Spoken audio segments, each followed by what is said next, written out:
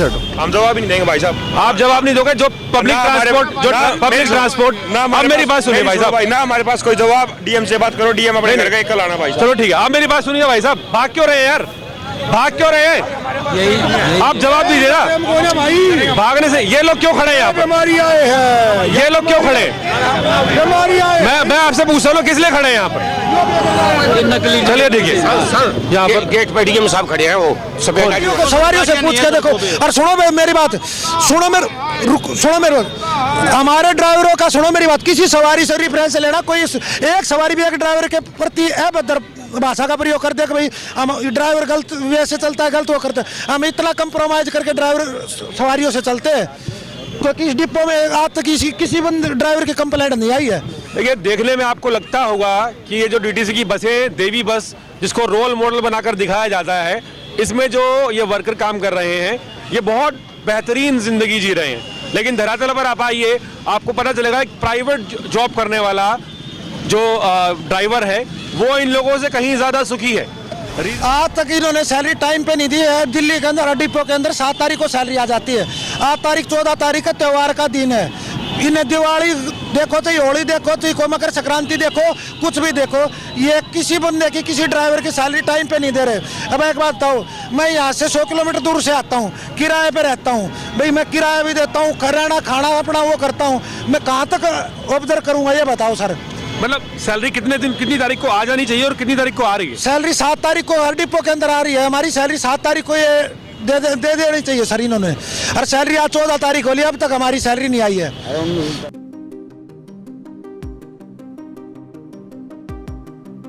नांगलोई में है, नांगलोई का वो बस डिपो जिस बस को लेकर सरकार तमाम तरह की वाहवाही लुटाती है और अपनी पीठ थपथपाती हुई नजर आती है कि हमने देवी बस शुरू कर दी है। वो बस के जो कर्मचारी हैं वो मेरे पीछे आप देख पा रहे हैं, ये सब जो हैं देवी बस में कार्यरत कंडक्टर और ड्राइवर्स हैं। इनकी जो सैलरी है, इन्हें उस सैलरी के लिए मोहताज होना पड़ता है उन लोगों का जो लोग इनको सैलरी प्रोवाइड करते हैं। दरअसल ये लोग डीटीसी के डायरेक्ट कर्मचारी नहीं हैं, ये लोग कॉन्ट्रैक्ट पर हैं और कॉन्ट्रैक्ट के बीच में जो एसएसपी थर्ड पार्टी कंपनी है उसे पैसा सरकार कब देती है या कब नहीं देती, ये सरकार को क्लियर करना चाहिए। लेकिन सवाल यहाँ पर ये उठता है कि जब सरकार उस कंपनी को पैसा दे देती है तो इनकी सैलरियाँ कभी 10 दिन, कभी 15 दिन, कभी 20 दिन, कभी 25 दिन, इतने दिन तक कैसे लेट हो जाती है? एक बड़ा सवाल है, क्योंकि जब ठंड में आपको सुबह घर पर जब आप बस स्टैंड पर होते हैं वहाँ ये लोग निकलते हैं, सवारियाँ पिक करते हैं, चाहे जितनी मर्जी ठंड हो, चाहे जितनी मर्जी गर्मी हो, तो फिर इनका क्या कसूर है कि इनकी सैलरियाँ जो हैं वो 20-20 दिन, 25-25 दिन लेट कर दी जाती हैं। क्या नाम है आपका? किस नाम है जी? कहाँ काम करते हैं? मैं ड्राइवर जॉब करता हूँ सर, नांगलोई डिपो के अंदर। नांगलोई डिपो के अंदर? हाँ। कब से कर रहे हैं? मैंने 4 मंथ हो लिए सर। 4 मंथ हो गए। हाँ। मतलब क्या सैलरी का इशू? आप लोग सुबह 4 बजे से बैठे हैं यहाँ पर हड़ताल पर, क्या इशू है सैलरी का?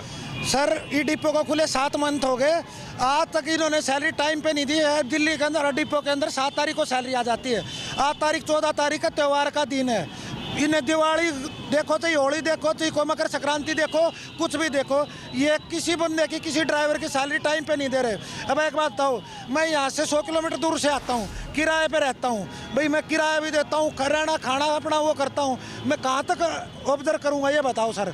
मतलब सैलरी कितनी तारीख को आ जानी चाहिए और कितनी तारीख को आ रही है? सैलरी 7 तारीख को हर डिपो के अंदर आ रही है। हमारी सैलरी 7 तारीख को ये दे देनी चाहिए सर इन्होंने। और सैलरी आज 14 तारीख हो ली, अब तक हमारी सैलरी नहीं आई है। देखिए, बड़ा सवाल है कि जब सैलरी इतने दिन डिले होगी तो जो खर्चे हैं, चाहे वो ड्राइवर हैं या कंडक्टर हैं, वो भी अपनी ज़िंदगी, अपना घर, अपनी बीवी बच्चे पाल रहे हैं, किस तरह से मैनेज करेंगे? एक बड़ा सवाल खड़ा होता है। आप कहाँ काम करते हैं? मैं यही डिपो में काम आ गया जी, डिपो में काम करते हैं। कब से काम कर रहे हैं? क्या नाम है? मेरा लक्की नाम है। 3 महीने हो गए मुझे। 3 महीने। मतलब सैलरी का बता रहे हैं, सैलरी का क्या इशू है? सैलरी यहाँ पे आती नहीं है टाइम से। अच्छा। 15 के और 20 के बीच में आती है, कभी बाद में आती है। मैं महेंद्रगढ़ से आता हूँ 100 किलोमीटर दूर से, 150 किलोमीटर दूर से, तो अब मैं कैसे मैनेजमेंट कर पाऊँगा? कितनी सैलरी आप? मेरी सैलरी है 24,000 कुछ रुपए। तो मतलब उसको भी ये डिले कर देते? नहीं देते। देखिए, एक तो कॉन्ट्रैक्ट पर जो कर्मचारी हैं उनको वो मूलभूत सुविधाएं नहीं मिलती हैं। आपको लगता है कि आप देवी बस में बैठे हैं, डीटीसी की बस है, तो शायद इनको भी उतनी ही सुविधाएं मिलती होंगी। एक 24,000 रुपये पाने वाला जो ड्राइवर या कंडक्टर है वो 100 किलोमीटर चलाकर आता है और अपनी सैलरी के लिए उसे भीख मांगनी पड़ती है, तरसना पड़ता है। जिम्मेदार कौन है ये सरकार डिसाइड करे। और भी लोग हैं, उनसे बात करेंगे।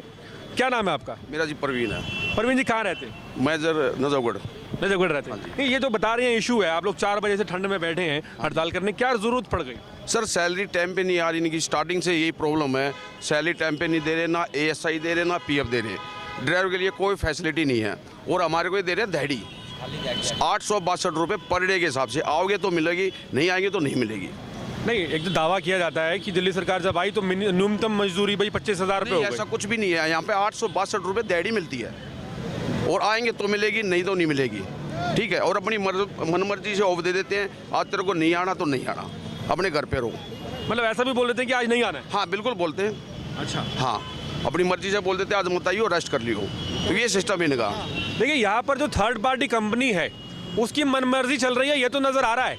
लेकिन उस थर्ड पार्टी कंपनी पर गवर्नमेंट का कंट्रोल होना चाहिए, ये एक बड़ा इशू है। जो मुद्दा है वो ये है कि आखिर क्या मजबूरी है सरकार की कि सरकार ने इतनी छूट दे दी कंपनी को कि कंपनी अपने हिसाब से सैलरी देती है, मन करता है तो 7 तारीख को दे देती है, नहीं तो लोग 24 तारीख तक बैठे रहते। सर आज तक कभी सैलरी नहीं कभी नहीं आई। आप आइए आगे। क्या नाम है सर आप? सर मेरा नाम अनिल कुमार है जी। कहाँ रहते हैं? मैं बहादुरगढ़ में रहता हूँ। बहादुरगढ़ से यहाँ बस चलाने के लिए? बस चलाने के लिए। कितने किलोमीटर का सफर करके आते हैं? हम 22 किलोमीटर का है सर। 22 किलोमीटर। हाँ जी। आप तो अभी सैलरी आपकी कब आती है? कोई टाइम फिक्स नहीं है सर। कभी 7 से कहने लगते हैं और जी 15 तारीख भी हो जाती है, 25 भी कर देते हैं, जिनकी मनमर्जी हो रही है सर। 25 तारीख तक? 25 तारीख तक। ये सर 27 तारीख तक सैलरी आई है। जी जी। हमारा एक कंवर सिंह, सुनो भंवर सिंह, उसको बिल्लू बादशाह बोलते हैं, उसकी पिछले से पिछले महीने की तनख्वाह 27 तारीख को आई थी। 27 नवंबर को तनख्वाह आई थी दिवाली के टाइम पे उसकी। 27 नवंबर को? 27 नवंबर को सैलरी आई थी। देखिए, बहुत बड़ा एक इशू है 318 कि जो एक मिनिमम वेजेस आप कहते हैं, जो सरकार दावा करती है कि मिनिमम जो न्यूनतम मजदूरी है वो 25,000 है, यहाँ 24,000 किसी को मिल रही है, किसी को 23 मिल रही है, और वो भी 7 तारीख को सैलरी आ जानी चाहिए। वो जाकर मिल रही है आपको 24 तारीख को। हाँ जी सर, बात क्या है, जो हमारे यहाँ कुछ ड्राइवर हैं, उसको मैं शुद्ध भाषा में कहूँ, चमचे बोलता हूँ, उनकी हाजिरिया लगती है 62-60 हाजिरिया, क्योंकि वो भीतर भी वो करते हैं, क्योंकि वो DM के खास है, कोई DO का खास है, कोई उनका भांजा है, कोई उनका बटे हुआ, कोई उनका रिश्तेदार, कोई कुछ है, वो तो निकालते 62 हाजिरिया। अरे हमारी हाजिरिया 28 भी पूरी नहीं होती, तो हमें बुला लेते हैं, फिर ड्यूटी का टाइम होता है, जब ये बोलते हैं जाओ, हम 3 घंटे बैठ के यहाँ अपने घर चले जाते हैं। देखिए, एक बड़ा सवाल है कि जो बसें हैं, एक तरफ आप कहते हैं कि पब्लिक ट्रांसपोर्ट जो है वो बढ़ाना बहुत ज़रूरी है क्योंकि पोल्यूशन बढ़ रहा है, वहीं जो पब्लिक ट्रांसपोर्ट को कैरी ऑन करते हैं, जो लाइफलाइन आप दिल्ली की कहीं चल रही है उसके लिए जिम्मेदार हैं, उनको टाइम पर सैलरी तक नहीं मिल पाती है। देखिए, और भी लोग यहाँ पर मेरे साथ हैं, मैं बात करूँगा। आप भी यहीं पर हैं? आइए, आगे आइए। कहाँ रहते हैं? क्या नाम है सर आपका? सर बहादुरगढ़ रहता हूँ। नाम क्या है? मंजीत सिंह। मंजीत सिंह जी, कब से यहाँ पर बस चला रहे हैं? मैं करीबन 5-6 महीने से। 5-6 महीने से? हाँ जी। नहीं, ये जो सैलरी का इशू बता रहे हैं, हाँ, सैलरी एक्जैक्टली है क्या इशू? ये इशू है सर, कभी भी इन्होंने टाइम पे सैलरी नहीं दी है। हर 15, 16, 17, 18 तारीख बढ़ाते जा रहे हैं। नहीं, आप लोग कंप्लेंट नहीं करते कि यार भाई हमारी सैलरी टाइम पर? कंप्लेंट करें तो किससे करें? ये कह रहे हैं करनी है तो करो, नहीं तो अपने घर बैठो। घर बैठो? हाँ जी। मतलब कॉन्ट्रैक्चुअल बेसिक तो आपकी नौकरी होती है? हाँ। जैसे मान लीजिए 1 साल तक तो में दे नहीं रखे सर। कॉन्ट्रैक्ट को नहीं, ज्वाइनिंग लेटर भी नहीं है हमारे पास, EPF PF कुछ नहीं कटा रहे हैं, किसी का भी नहीं कट रहा, पे स्लिप भी नहीं दे रहे। मैं एक हैरानी वाली बात है कि सरकार एक आम आदमी को बोलती है कि अगर आप एम्प्लॉय रखते हो तो PF वगैरह सब कुछ दो, और यहाँ पर एक सरकारी आप कहेंगे मतलब महकमा है DTC, उसकी आप बस चलाते हैं, आपको PF नहीं मिलता? किसी को भी नहीं मिल रहा सर, पे स्लिप भी नहीं मिल रही सर, पे स्लिप भी नहीं मिल रही सर। हमारा एक ड्राइवर मरा था सर जी पिछले दिनों। जी, याद है मुझे, वहाँ पर रोहिणी सेक्टर में नहीं, हमारे डिपो का ड्राइवर था, वो रेल के अंदर जा रहा था, सफर में किसी ने धक्का मार दिया।